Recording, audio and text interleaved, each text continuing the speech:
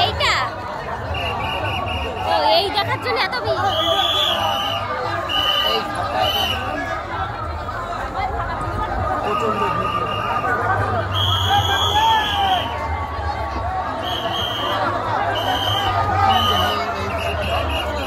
সাইডে চলে সাইডে নিচে নামবো তাহলে ওদিকে যাবো। চলো চলো চলো এগিয়ে চলো চলো চলো চলো চলো চলো চলো চলো চলো আমরা চলো চেষ্টা করেছিলাম